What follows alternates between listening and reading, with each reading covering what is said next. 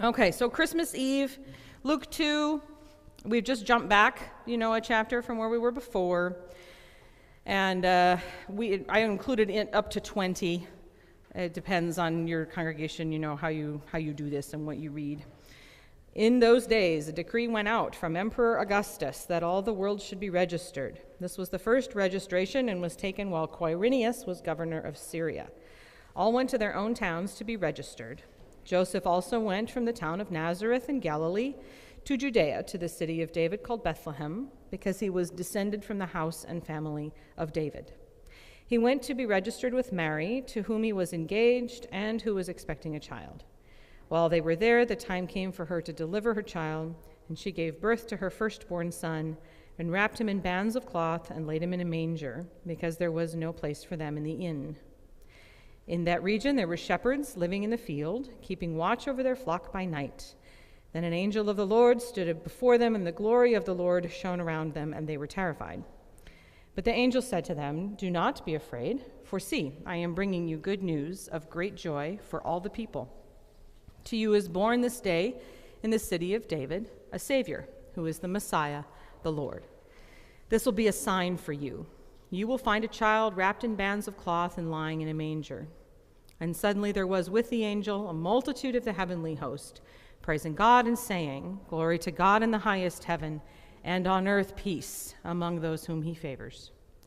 When the angels had left them and gone into heaven, the shepherds said to one another, "Let us go now to Bethlehem and see this thing that has taken place, which the Lord has made known to us." So they went with haste and found Mary and Joseph and the child lying in the manger. When they saw this, they made known what had been told them about this child, and all who heard it were amazed at what the shepherds told them. But Mary treasured all these words and pondered them in her heart. The shepherds returned, glorifying and praising God for all they had heard and seen as it had been told them. See, now we can say, wahoo, right? That's at the end of this text rather than at the John the Baptist text. Now we say the gospel of the Lord. Yes. It's long. There are lots of lovely directions to go, because you know me by now. We're going to follow this Empire Trail. There are lots of places to jump on and jump off, so feel free. But we're going to trace this down. Okay. This was those first verses was the first part I ever had in a children's Christmas program at Bethlehem Lutheran Church in Cherokee, Iowa. And I remember practicing in the car to say Quirinius and Syria. I remember doing this in front of the mirror in my house, my kitchen. That was the first. I had a little microphone, and that was my part, as I was supposed to read these. And I had no idea who these people were. I was probably 7 or 8. And not much changed as I became an adult. I learned how to pronounce the words, but that was about it. Didn't know really much about who these people were. So we'll talk a little bit about Octavian Augustus, the way that we did about Tiberius, sort of get a sense of what this is about. Obviously, if we're going to be preaching on Luke, this matters to Luke. This is how he's writing the stories. So I think even if you go a completely different direction, this is helpful to know. It's helpful to process and think through who this is. Okay. So a decree went out from Emperor Augustus.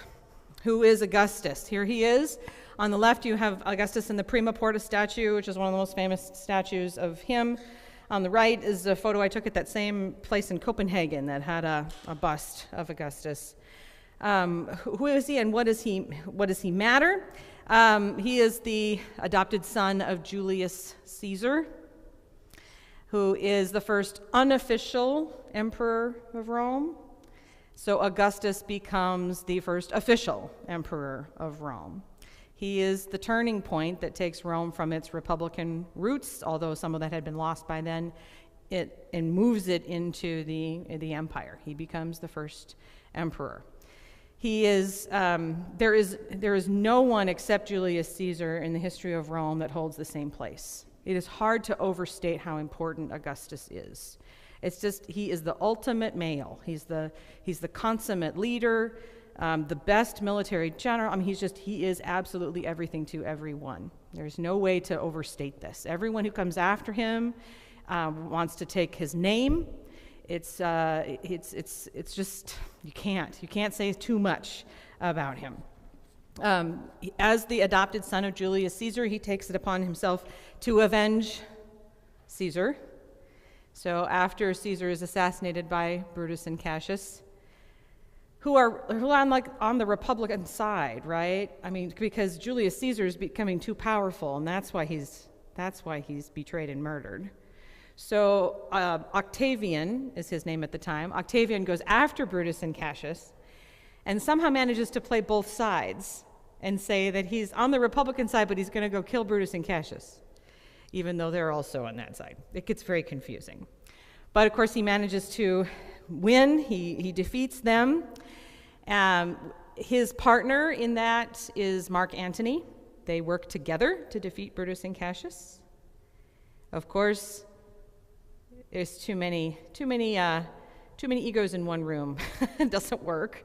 So then Octavian fights Mark Antony for ultimate control, like, the one ring. I think there can only ever be the one in charge. So then Octavian defeats Mark Antony and Cleopatra, and then becomes the sole authority, the sole power, the sole ruler of Rome. At that point, he takes the title Augustus, the August One, and is elevated to this position. At first, he gives it back to the Senate, and he tells us the story himself. Because I am the best human being that's ever lived, I gave all that power right back to the Senate. And then because they did the only thing they could think to do, they gave it back to me. So Augustus becomes, that's how he can say that, of course, they're the ones that wanted him to be emperor. So he gets all the authority back, and then he becomes Augustus after that. His reputation was built around the provinces, but also really carefully cultivated by himself. He wrote his own list of works. We call it the Res Gestae, and it was published, carved in rock, and we found remnants of it all over. So he sent it out to be put up in public squares in random parts around maybe not random, maybe intentional, around the empire, to tell people who he was and why what he did mattered. So you can read the Res Gestae, and you can find all about what Augustus thought about himself and all of the wonderful things that he did, the way he justified taking over certain countries. I mean, it's spin, man. I mean, it's something to read. It's pretty amazing. One of the hallmarks for Augustus, as he talked about his own rule, was that he was the peace bringer. He is one that is said to have brought peace to Rome. After a very, very, very long civil war, which, let's not forget, he kind of started, right? He is the one who brought peace to the empire. This is symbolized in Rome by the Janus Gate. You can see it there. It's the one that looks like the gate, that you can go through. Janus is the god of endings and beginnings, and the Janus Gate in Rome was kept open during the time of the Republic, and then into the empire during times of war, and then it would be closed when peace was declared. So it had only been closed once before Augustus, but he made this big deal that I'm the one who closed the Janus Gate. So he brought peace. The coin on the upper right, we talked about numismatics before, the coin up in the upper right shows a closed door to the Janus Gate. So this is actually from a little bit later. Nero did this too. This coin is from Nero's reign. He wanted to say that he was just as good as Augustus, so he had also closed the gate. So that became a symbol for the fact that we won. We won, we're done, it's peace. I have brought peace. I have brought peace and justice to my new empire. Right? Isn't that out of Star Wars Episode 3? That's what he says.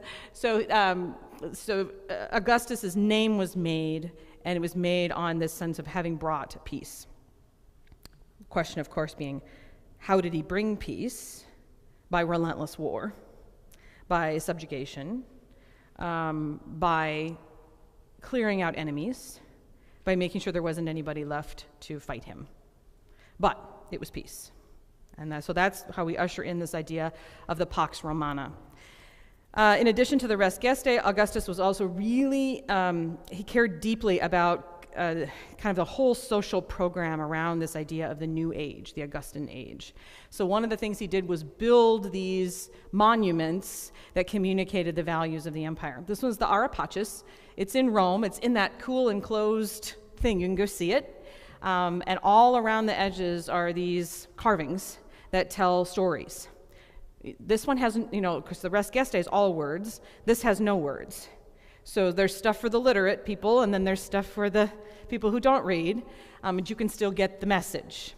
And on the sides, one of the sides shows a procession of Augustus. He's leading. He's wearing the robes of a priest, and he is assuming the role of Pontifex Maximus, highest priest of the empire, and he's leading the procession of his family to make sacrifice. So he's shown as extremely pious, that he cares deeply about family. There were all these Augustan regulations about how many children people should have, like they were trying to promote this sort of traditional family values, no joke, like honestly, traditional family values, and religion being a very big part of this. On one side of this is this is called the Tellus Frieze. And most people agree, although there's a lot of stuff going on in this thing, that this is Pax. This is, and so this represents the peace, the Augustan peace. So what do you see when you look at the Tellus Frieze, representations of the Pax Augusta? Yeah, so fertility and prosperity are big here. There's plenty of animals, plenty of food. There's flora and fauna. Yeah. Mm-hmm. She's evidently got enough to nurse 2 babies simultaneously, right? Because both of those children are reaching for her. Yeah. She has some elements, but we're pretty sure she's supposed to be Pax. Like, she might be some Ceres too, goddess of fertility, but I've got the book and I can show you the page and you can read the debate, but most people think at the end of the day this is supposed to be kind of a composite goddess who represents what Augustan peace is all about, which probably includes fertility and some other things. Mm-hmm. Yeah, that's a good question. Most people don't think so, although that's always a guess. For those that aren't familiar with the founding story of Rome, Romulus and Remus were nursed by a she-wolf, saved and nursed by a she-wolf, and then those become the 2 founders of Rome. Of course, 2 big egos, one has to kill the other, but it was nice for a while. So sometimes in Roman iconography, you'll see Romulus and Remus being nursed by the she-wolf, carving on something like this. Yeah. So what's with the figures on either side? Yeah, it's hard to see, but it's in fact a sea monster. So if you look at the human-looking figure at the thigh, then you can sort of see teeth coming at that figure, and it's a sea monster. So the left is land, and that's got a winged bird, and then on the right is the sea.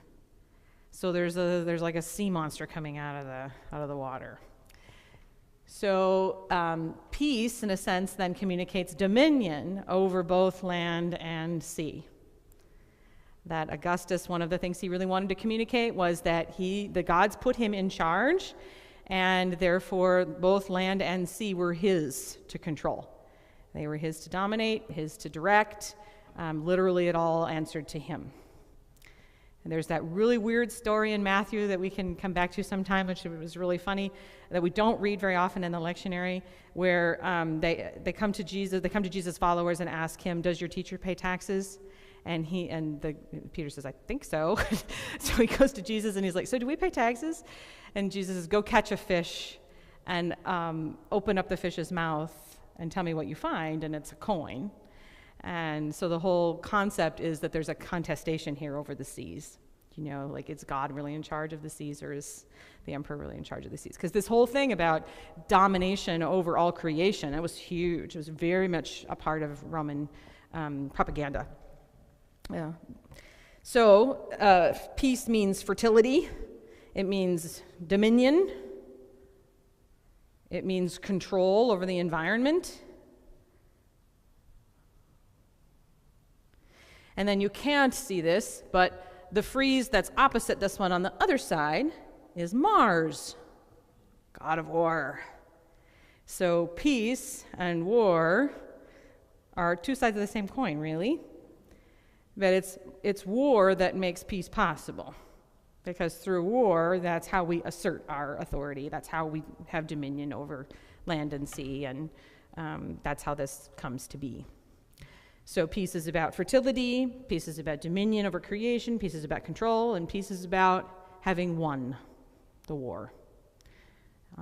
So that's a specific cultural definition of peace. And it's not as though this wasn't talked about. This was talked about all the time. The Pax Romana, the Pax Augusta, that this is how it was defined by people. One of my favorite references to this Roman sense of peace that brings this home, Tacitus, in the biography of Agricola, he writes about when the Romans were coming in Britain, and the British general Calgacus is waiting for them to come. And he gives this wonderful speech, and he talks about, what it is they're fighting for. And then he ends up saying about the Romans, they make a desolation and they call it peace. They make a desolation and they call it peace. And that sense of what they're doing, what Rome is actually doing, is it's constructing peace. It is defining it on their own terms. If I destroy you, but then I call that peace, the fact that I get to call that peace says something about my authority. So they get to define it, and they're going to define it from their own perspective, from their own terms. It's a really interesting way to think about peace. It's one that, as we've talked about before in the empire, props up the elite. Like, peace is basically when the poor people don't say anything and the elites get to do whatever they want to do without anybody bothering them. That's peace. Peace is when everybody has enough to eat and about 1% of the people have more than they could ever use, right? So there's the actual content definition, and then there's the fact that you get to say. That really speaks to the Roman preoccupation with power, that they get to say what peace is, and that peace is something specific, and it's not necessarily what we've thought of before.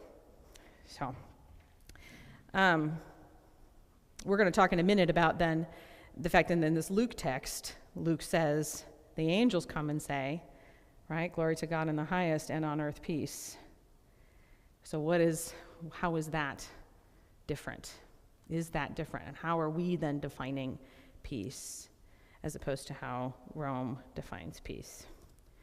So let's just take a minute. Do you have reactions to, questions about Augustus, to this concept of Roman power, to the Pax Romana, anything like that before we jump into the Lucan version?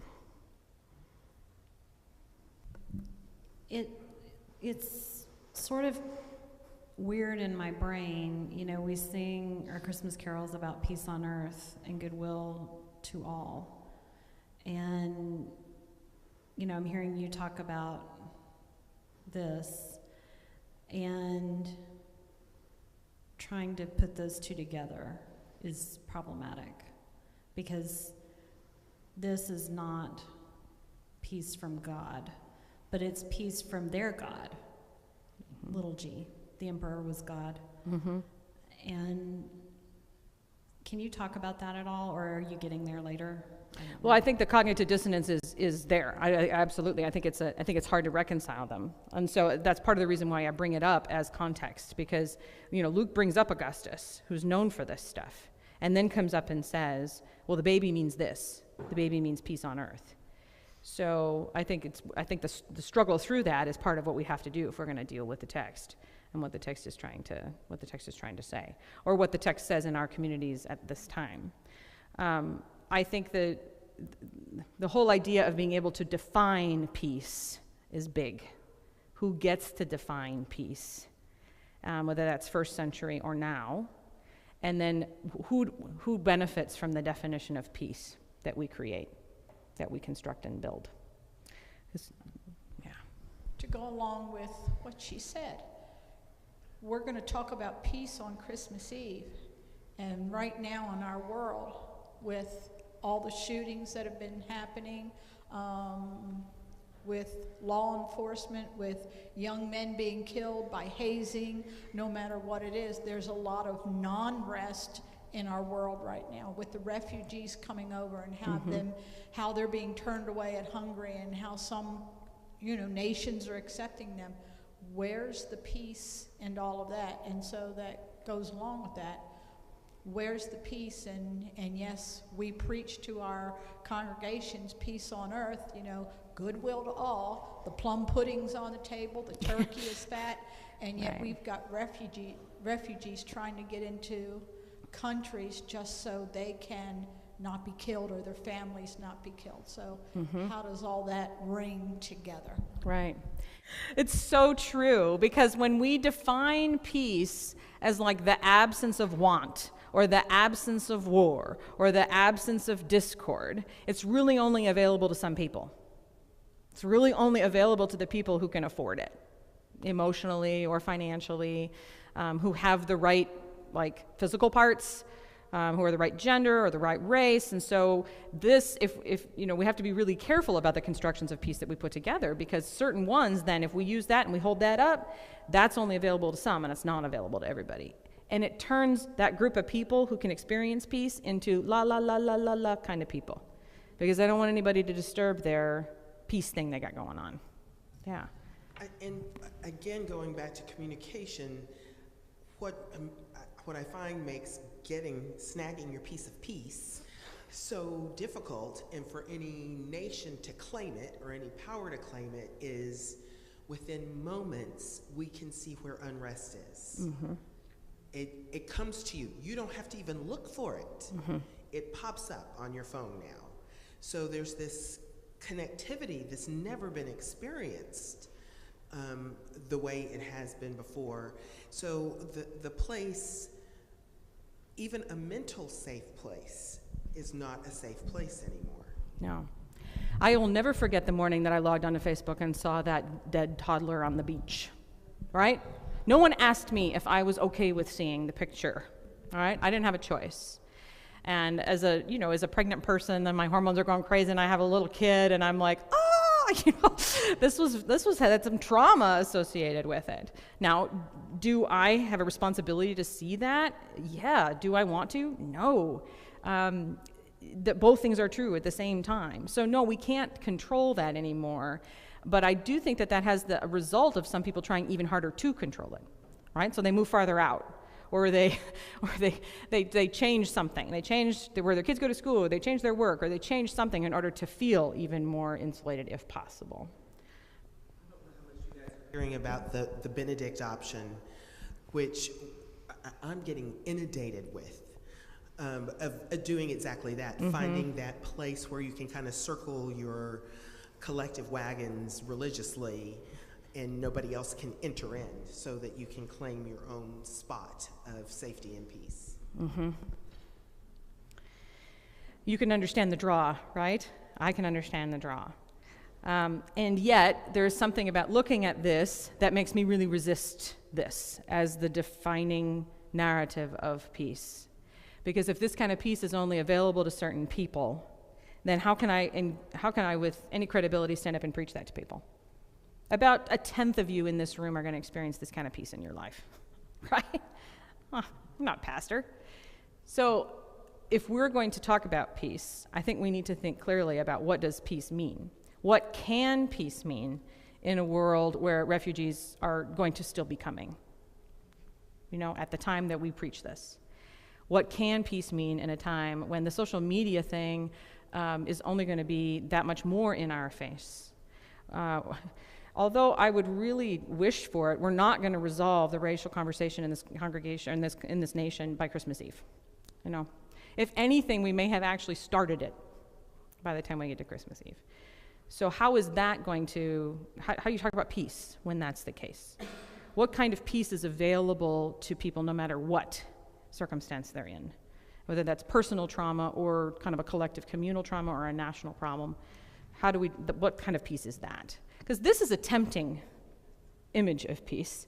And it's one that, it's the sort of thing where if it's only available to a couple, I'll win, right? Like individually, we say, well, I'll get there myself someday. So there's a certain temptation to that.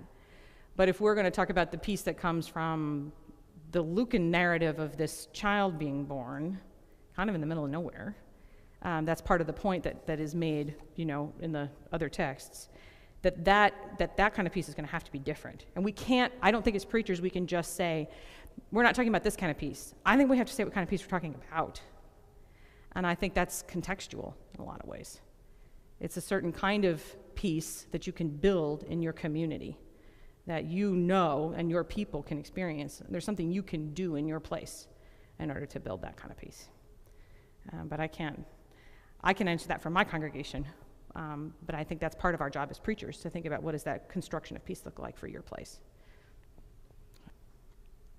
If you were to break it down real simply, I think Augustus gets the world exactly the way he wants it, and then from there on it's status quo.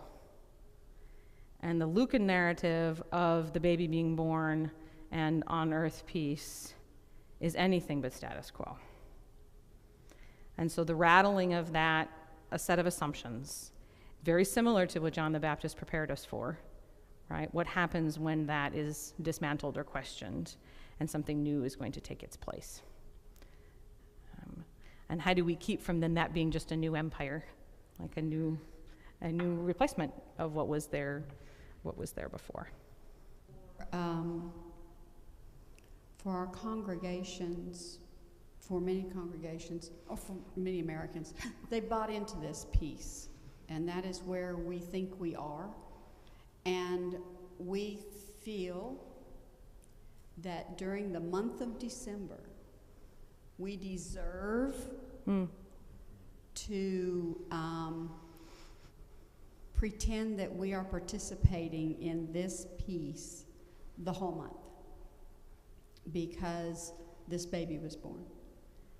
And so we just want to hear the good hymns and Christmas carols, and we want to see beautiful things, and we want to go see the Nutcracker, and we want to do all of these things during that month and just kind of relish the fact, that illusion again, that we live here. And our Christmas supper is going to be like this. No dysfunctional families, no, everybody's going to go to Uncle whoever and be nice for one day. And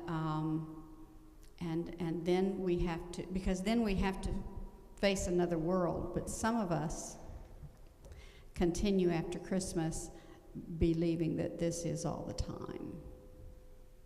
So during that month of December, I see one of the challenges for pastors is to gently dispel this myth by bringing in those things that say this world that we live in is not this. This world is a world where people are desperate enough to get into a rowboat to cross the ocean or across the sea to get freedom. That they would even take their toddlers because the thought of leaving them is too painful, and the thought of them not being free is too painful, even if it means their death. That these things do exist in the world. They may not be at your doorstep, but why not? Why aren't we seeing them? Because they're certainly in Fort Worth. They're certainly in Dallas. We have resettlements there. Mm-hmm. But we are carefully stepping around them and not living too close to them, not going down those streets, not going to that part of town. We're very careful to protect this, particularly in December, mm-hmm. because we think we deserve it. Well, I think it's available, and not only available, but like everybody else has it. I think that there's the tyranny of that. Everybody else has this. December has that way of making us feel like that. Yeah. While you were talking, I thought of an image based on what you said. We bake the cookies, but the kitchen's a mess, and we need to clean it up. Yeah. Yeah.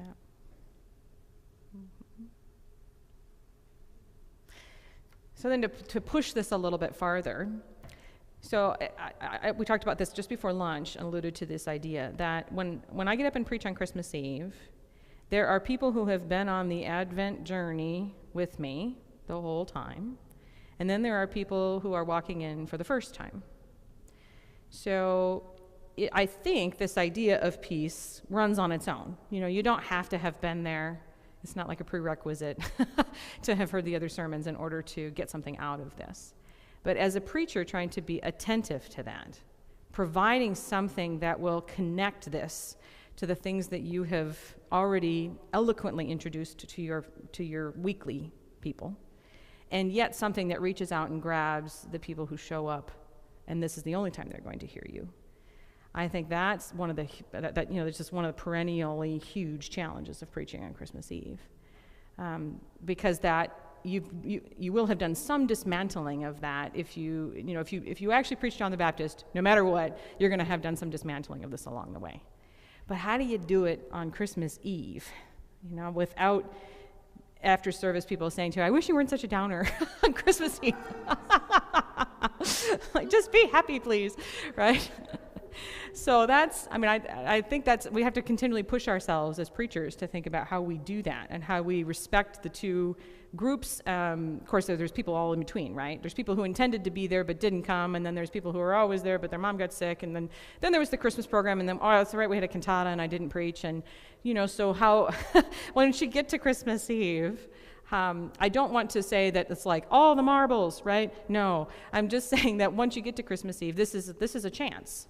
This is a chance to pull it together for the people who've been there, but it's also a chance to kind of get it into a distilled form as possible, for people who wouldn't have heard it before.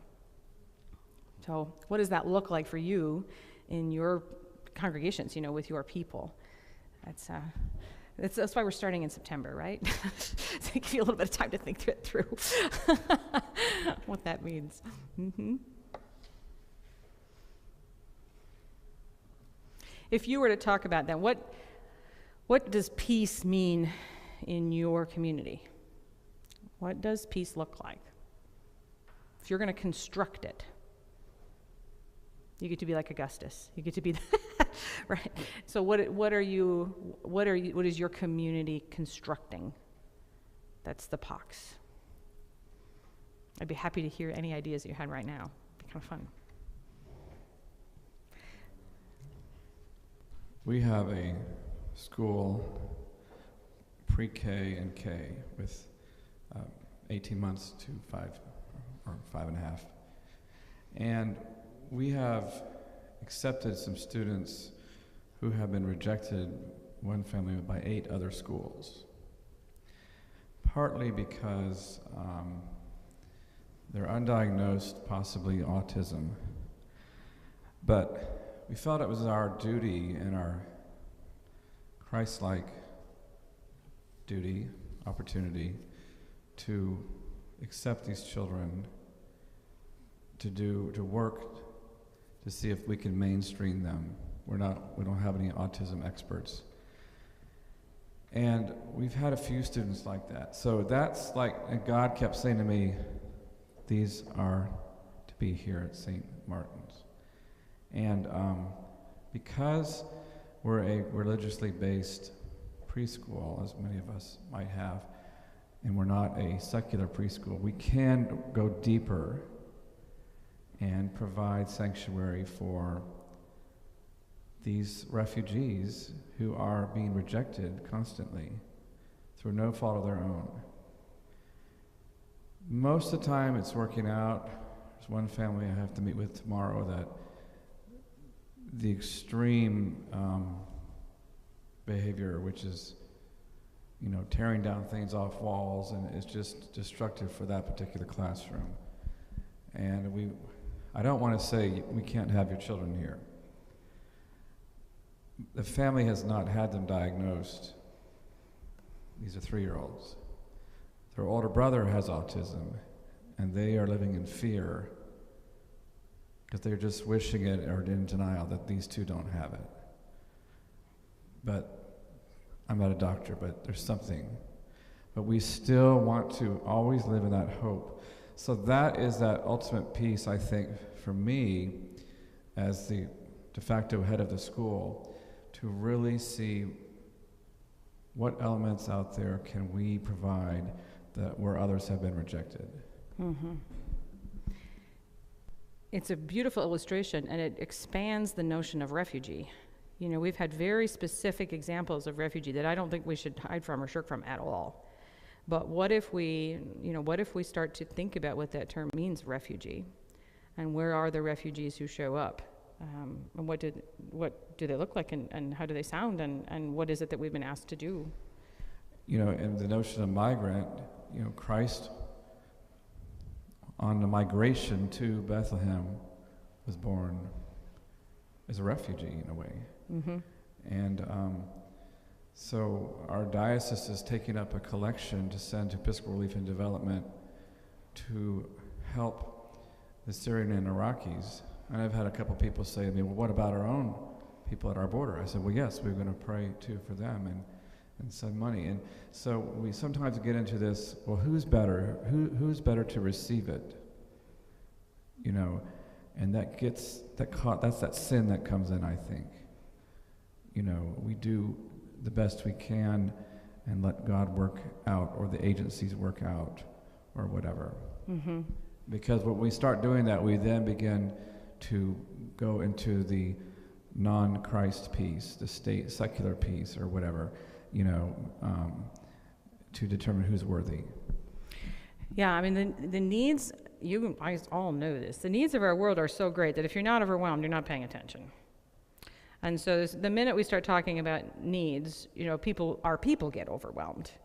And they start to have these discussions about, well, where should it go? As if it is limited, whatever it is. As if it is limited, we have to decide who's more worthy to receive.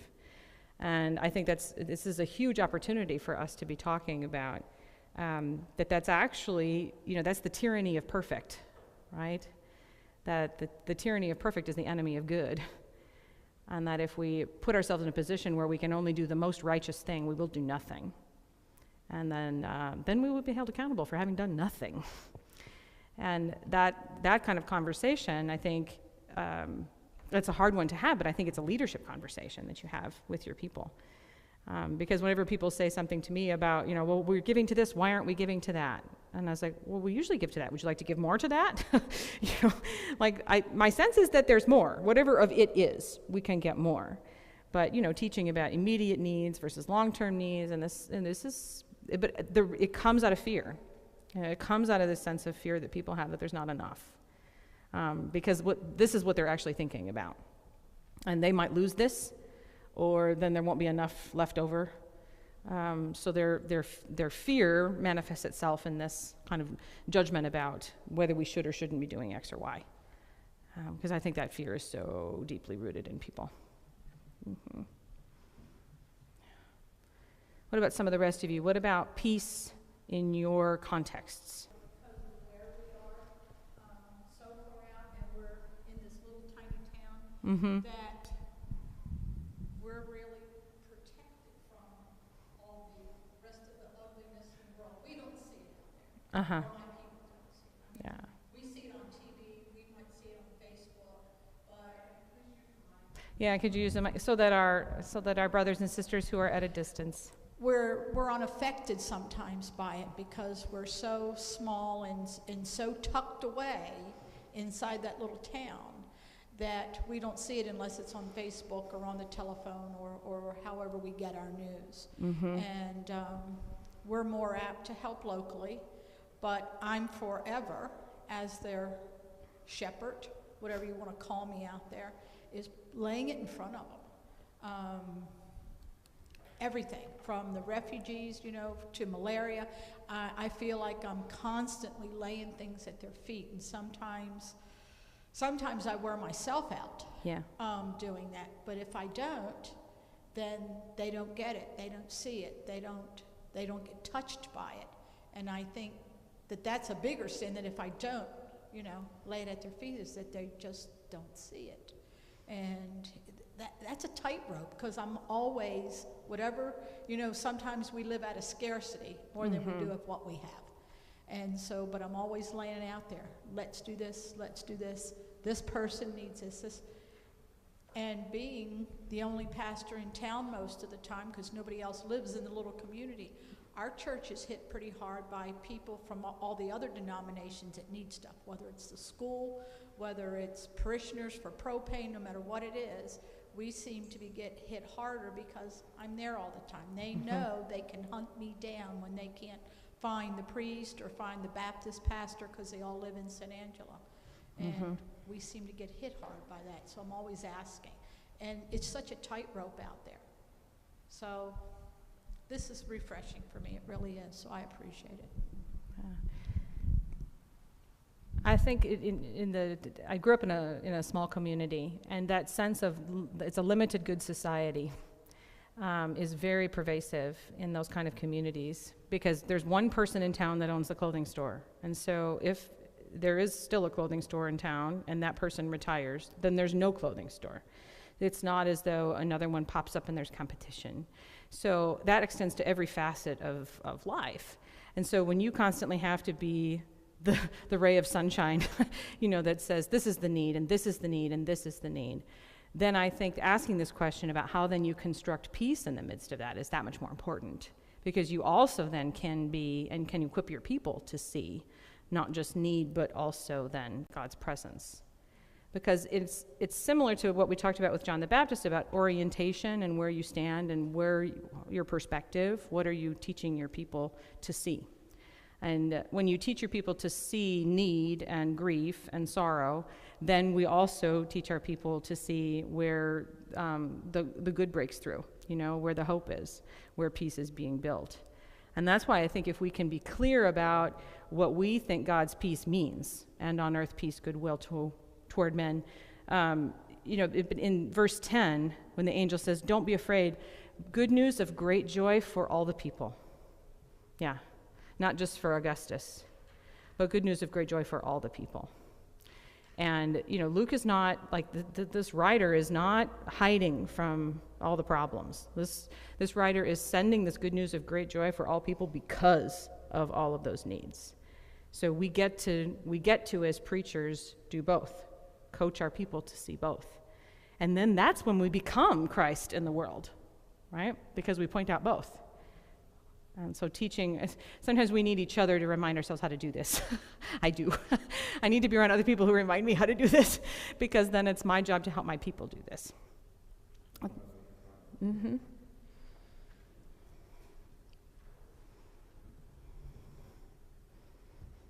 If you remember, about a month ago in Keller, there was a discussion at the Keller ISD about adding transgender protection for students.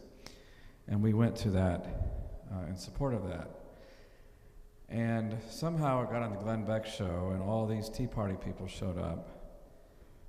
And I've never seen such hatred.